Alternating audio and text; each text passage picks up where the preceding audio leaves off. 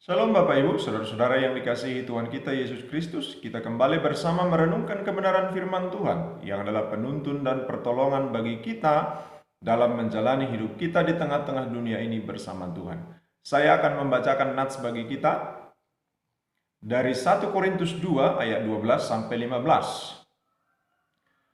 Kita tidak menerima roh dunia, tetapi roh yang berasal dari Allah, supaya kita tahu apa yang dikaruniakan Allah kepada kita. Dan karena kami menafsirkan hal-hal rohani kepada mereka yang mempunyai roh, kami berkata-kata tentang karunia-karunia Allah dengan perkataan yang bukan diajarkan kepada kami oleh hikmat manusia, tetapi oleh roh. Tetapi manusia duniawi tidak menerima apa yang berasal dari roh Allah, karena hal itu baginya adalah suatu kebodohan. Dan ia tidak dapat memahaminya, sebab hal itu hanya dapat dinilai secara rohani. Tetapi manusia rohani menilai segala sesuatu, tetapi ia sendiri tidak dinilai oleh orang lain. Sebab siapakah yang mengetahui pikiran Tuhan sehingga ia dapat menasihati dia? Tetapi kami memiliki pikiran Kristus.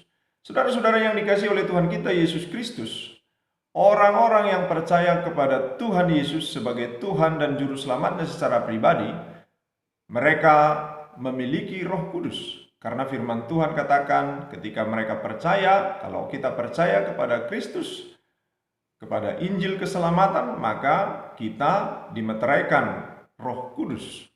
Saudara, dan sejak saat itulah seseorang benar-benar telah hidup sebagai insan rohani. Sejak saat itulah seseorang benar-benar telah hidup dengan kerohanian. Karena rohani itu sendiri adalah suatu istilah yang hanya dikenakan kepada orang yang mempunyai Roh Kudus, yaitu setiap orang percaya yang percaya bahwa Yesus adalah Tuhan dan Juru Selamatnya. Saudara, tentu kita bertanya, bukankah yang lain juga rohani? Memang benar. Seseorang percaya atau tidak kepada Tuhan Yesus sebagai Tuhan dan Juru Selamatnya, memang mereka mempunyai roh, yaitu rohnya sendiri. Tetapi roh itu merujuk kepada nyawa, hidup. Ya, sekedar nyawa, sekedar hidup. Bukan kepada kerohanian atau kehidupan dalam kerohanian. Itu sebabnya saudara-saudara, kita menemukan fakta bahwa seseorang bisa tetap hidup, bisa tetap bernyawa, dan dia hidup secara lahiriah, tetapi tidak rohani.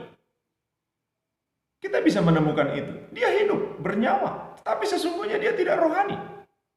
Dia tidak hidup dalam kerohanian. Kenapa demikian? Saudara-saudara, istilah rohani atau kerohanian itu sudah sangat biasa bagi kita. Bukan hanya bagi orang Kristen, tapi bagi semua orang di dunia ini itu mungkin sudah merupakan istilah yang biasa. Rohani dan kerohanian. Tetapi dalam konteks kita sebagai orang percaya, kita harus melihatnya dengan benar. Apa yang dimaksud dengan rohani dan kerohanian? Kita menjadi makhluk yang rohani atau kita menjadi insan rohani adalah sejak kita percaya kepada Tuhan Yesus sebagai Tuhan dan Juru Selamat kita. Dan itu adalah oleh Roh Kudus sendiri, sumber segala kerohanian. Sebagaimana ditegaskan dalam 1 Korintus 12 ayat 3. Dan atas setiap orang yang telah percaya kepada Tuhan Yesus adalah Tuhan dan Juru Selamatnya, kepadanya Roh Kudus diam, karena Allah memeteraikannya. Seperti yang dijelaskan Efesus 1 ayat 13. Sejak saat itulah seseorang telah menjadi insan rohani, telah menjadi makhluk rohani. Tentu dalam pengertian rohani yang sebenarnya. Saudara-saudara, hal itu juga lah yang diterangkan nas kita tadi pada ayat 12 sampai 13. Tadi dikatakan di sana, kita tidak menerima roh dunia, tetapi roh yang berasal dari Allah, supaya kita tahu apa yang dikaruniakan Allah kepada kita. Dan karena kami menafsirkan hal-hal rohani kepada mereka yang mempunyai roh, kami berkata-kata tentang karunia-karunia Allah dengan perkataan yang bukan diajarkan kepada kami oleh hikmat manusia, tetapi oleh roh. Saudara-saudara, orang yang tidak mempunyai roh Allah tidak akan bisa mengerti atau tidak punya potensi untuk mengerti hal-hal rohani. Dia tidak akan mengerti. Itu yang dikatakan tadi, karena kami menerima roh Allah. Hanya orang yang memiliki roh Allah yang mengerti hal-hal rohani yang sesungguhnya. Memang dalam ilmu umum, saudara-saudara, ilmu yang membahas tentang keberadaan atau seluk-beluk manusia, Manusia disebut sebagai makhluk rohani yang punya kebutuhan atau keberadaan rohani yang secara ilmu biasa disebut dengan kecerdasan spiritual atau spiritual quotient. Itu biasa. Tetapi sebenarnya saudara-saudara, itu hanya menjelaskan tentang bahwa manusia butuh itu. Itu tentang kebutuhan manusia. Bukan keberadaan yang serta-merta atau otomatis demikian, langsung menjadi makhluk spiritual. Berdasarkan firman Tuhan tidaklah demikian. Walaupun berdasarkan ilmu umum mungkin demikian. Saudara-saudara, tentu kajian ilmu umum, kajian ilmu apapun tentu harus tunduk kepada kesaksian firman Tuhan tentang manusia itu sendiri dan tentang hal yang lain. Saudara-saudara yang dikasihi oleh Tuhan kita Yesus Kristus, manusia itu benar-benar akan menjadi makhluk spiritual ketika dia percaya kepada Yesus sebagai Tuhan dan Juru Selamatnya. Firman Tuhan dalam 2 Korintus 5 ayat 17 juga menolong kita untuk memahami hal ini, saudara-saudara. Di mana di sana dikatakan dalam 2 Korintus 5 ayat 17, jadi siapa yang ada di dalam Kristus, ia adalah ciptaan baru. Yang lama sudah berlalu, sesungguhnya yang baru sudah datang. Saudara-saudara, kebaharuan yang paling hakiki adalah bahwa dia bukan lagi hanya sekedar seorang makhluk lahiriah yang bernyawa. Yang urusannya adalah soal makan dan minum jasmani supaya dia tetap bernyawa atau supaya dia tetap hidup. Melainkan dia telah menjadi insan yang baru yang juga berada dan menjalani hidup sebagai insan yang rohani. Yang hidup tidak hanya sekedar makan dan minum jasmani, yang hidup tidak hanya sekedar untuk makan dan minum jasmani dalam hidupnya di dunia ini, melainkan telah menjadi insan rohani yang juga harus makan dan minum asupan rohani. Itu sebab dalam 1 Petrus 2 ayat 2-3 dikatakan, dan jadilah sama seperti bayi yang baru lahir, yang selalu ingin akan air susu yang murni dan yang rohani, supaya olehnya kamu bertumbuh dan beroleh keselamatan, jika kamu benar-benar telah mengecap kebaikan Tuhan.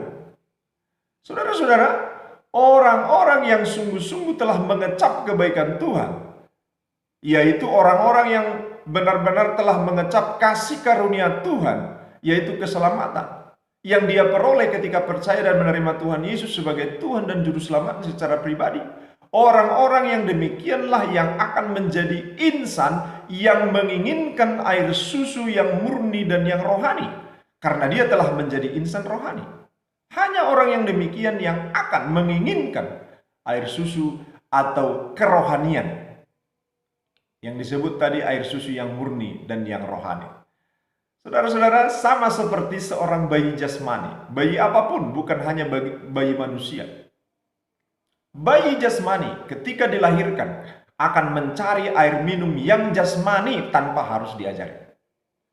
Ibunya hanya membantu menolongnya supaya lebih dekat, supaya lebih cepat. Kalau sebenarnya si bayilah yang punya inisiatif untuk mencari, karena dia sudah dilahirkan sebagai insan jasmani. Demikian dengan ketika kita dilahirkan secara rohani.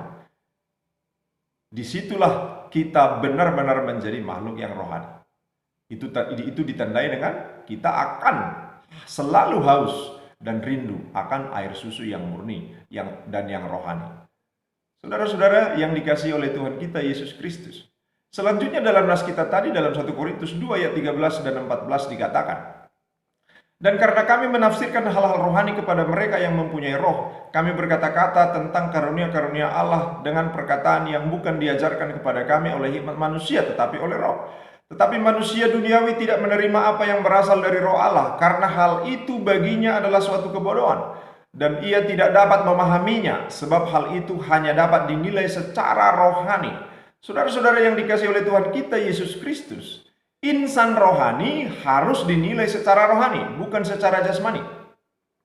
Dan nilai seorang insan rohani yang terutama adalah penilaian secara rohani, bukan penilaian secara jasmani atau penilaian secara lahiriah. Itu sebab manusia duniawi yang tidak mengenal Yesus sebagai Tuhan dan Juru Selamatnya tidak dapat menilai orang yang percaya dengan benar. Karena manusia duniawi tidak mempunyai kemampuan tentang hal-hal rohani, Sementara nilai yang hakiki dari seorang percaya, dari kita orang percaya adalah nilai kerohaniannya. Itu nilai kita yang paling hakiki. Sementara orang lain hanya bisa menilai kita di luar itu. Mereka hanya bisa menilai kita secara duniawi. Artinya, jikapun manusia duniawi menilai kita dengan standar penilaiannya, penilaian itu tetaplah bukan nilai yang benar atas kita. Bukanlah nilai yang sesungguhnya atas kita. Karena nilai itu pasti hanya bisa mencakup perkara-perkara duniawi atau lahiriah. Itu sebab dalam ayat 15 nas kita tadi, dalam 1 Korintus 2 itu dikatakan bahwa manusia rohani tidak bisa dinilai oleh orang lain. Saudara-saudara yang dikasihi oleh Tuhan kita Yesus Kristus, penilaian orang lain atas kita adalah hal-hal yang sering merenggut semangat hidup kita. Tentu ketika orang lain menilai kita dengan rendah. Agak berbeda kalau orang lain menilai kita tinggi, nah kita tidak kehilangan semangat. Tapi ketika orang lain menilai kita berdasarkan standar mereka yang adalah standar duniawi, standar lahiriah, itu sangat sering merenggut semangat kita dalam menjalani kehidupan kita. Saudara-saudara yang dikasihi oleh Tuhan kita Yesus Kristus, orang lain akan terus menilai kita. Dan mereka akan menilai kita dengan standarnya sendiri. Mereka akan menilai kita sesuai dengan standar yang mereka miliki. Yang belum tentu penilaian mereka adalah berdasarkan nilai rohani. Orang lain menilai kita berdasarkan penilaian mereka. Yang belum tentu adalah penilaian berdasarkan nilai rohani. Yang ayat 16 nas kita tadi dalam 1 Korintus 2 disebut memiliki pikiran Kristus. Orang lain bisa menilai kita, tapi belum tentu dengan pikiran Kristus. Karena itu saudara-saudara, janganlah pernah terganggu dengan penilaian orang lain yang tidak memiliki pikiran Kristus. Atau yang menilai kita bukan dengan standar penilaian Kristus, yang adalah penilaian berdasarkan firman Tuhan. Jangan pernah terganggu dengan itu. Atau jangan membiarkan diri diganggu oleh penilaian-penilaian orang lain yang bukan berdasarkan pikiran Kristus. Jangan memberi diri dipengaruhi oleh penilaian-penilaian orang lain. Kita hanya perlu tetap memperhadapkan diri kepada kebenaran, memperhadapkan diri kepada standar penilaian firman Tuhan. Firman Tuhan adalah standarnya. Dan itu yang memberi kita nilai yang sebenarnya. Saudara-saudara, kebenaran firman Tuhan, ketika kita memperhadapkan diri kita kepada kebenaran firman Tuhan, itu akan selalu menuntun kita kepada semangat yang benar. Ketika firman Tuhan mengoreksi kita, kita akan dituntun kepada semangat yang benar, memperbaiki diri dan semakin bertumbuh, melesat menjadi pribadi-pribadi yang semakin baik. Saudara-saudara, tidak sedikit orang membiarkan dirinya, bahkan aktif membiarkan dirinya, gelisah dan resah, dan terganggu oleh penilaian orang lain, yang belum tentu orang lain menilainya berdasarkan pikiran Kristus. Bagaimana kita mengetahui penilaian orang lain berdasarkan pikiran Kristus? Tentu harus kembali kepada firman Tuhan. Apa yang dibilangnya, kita periksa dari penilaian firman Tuhan. Itu sebabnya tidak perlu apapun orang lain menilai kita. Tahan dulu. Orang sekarang bilang jangan baper. Tetapi mari kita menghadapkan diri kepada firman Tuhan. Apa kata firman Tuhan? Saudara, tidak sedikit orang membiarkan dirinya kehilangan semangat karena penilaian orang lain atas dirinya. Saudara-saudara,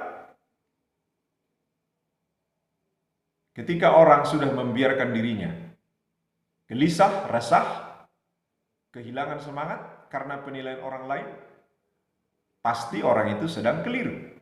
Dan dia sedang berada dalam semangat hidup yang keliru juga.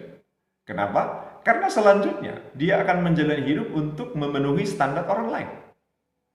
Karena ketika orang lain memberi nilai kepadanya, dia terganggu. Artinya apa? Besok-besok dia akan hidup dalam semangat memenuhi standar orang lain, bukan standar firman Tuhan. Karena itu saudara, jangan membiarkan diri diganggu oleh penilaian orang lain, diganggu oleh penilaian duniawi, tetapi teruslah bersemangat melangkah sesuai dengan tuntunan firman Tuhan, yang adalah sumber semangat yang benar, yang adalah semangat kita orang-orang yang percaya kepada Yesus sebagai Tuhan dan Juru Selamat kita. Tetaplah semangat, kiranya Tuhan menolong kita. Shalom, amin.